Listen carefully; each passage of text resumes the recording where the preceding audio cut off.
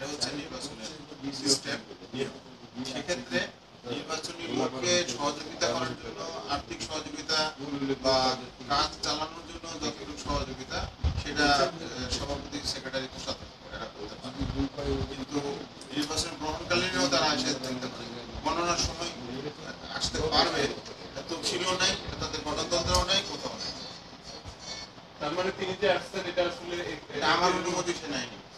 সে বলতে পারতাম আমাকে যে আমি আপনারা যে গণনা করতেছেন আমি সেগুলো দেখি, কিন্তু আমি বলতে পারতাম যে আসতে পারবো কি পারবো না। কিন্তু যখন সে অবস্থান করছে আপনি তাদেরকে বলছেন, আপনি নিষেধ করছেন কিনা? এটা আমি বলছি, এটা আমি বলছি যে আমার যে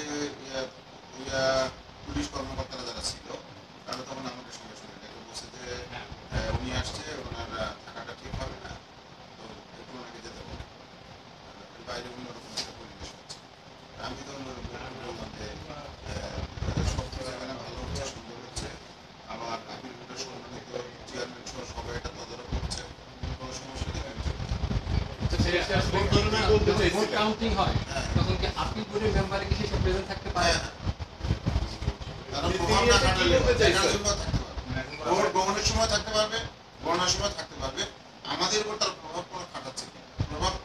আর সেখানে শুধু তো আমরা আপিল কোর্ট না, সেখানে ভোট গণনার দ্বারা প্রতিনিধিত্ব করছে, সেখানে জানি সিরাজ ছিল, ইংরেজ কংগ্রেস ছিল, অমিত হাসান ছিল, মৌসুমী ছিল, বিশাল সদাগর ছিল, সুব্রত ছিল। কিন্তু ওরা তো থাকতেই পারে, প্রার্থীর প্রতিনিধি হিসেবে তো থাকতে। হ্যাঁ হ্যাঁ, না সেটা তো গণনাকারী হিসেবে তারা লিস্ট দিতে দরখাস্ত করছে, এটা একদম অনুযায়ী সিস্টেম অনুযায়ী তারা করছে। না, ও বলতেছে যে এখানে আমি দেখতে আসছি, বারবার বলতেছে আমি সভাপতিকে দেখতে পাই না। এখন দেখা দরকার নেই, তুমি যাও, তুমি যাও। আমি আমার ওসি সাহেব যেটা ইশারা করছে তার কারণে বললাম যে যাও, তোমার টাকা কিনতে হবে। তখন সে একটা টাকাটাকি করছে, পরে ওসি সাহেব তাকে সুন্দর করে মিশা নিজে তাকে সুন্দরভাবে নিয়ে চলে গেছে। বাইরে কি হয়েছে এই গণনার সময় কোনো অপ্রীতিকর ঘটনা হতে পারে।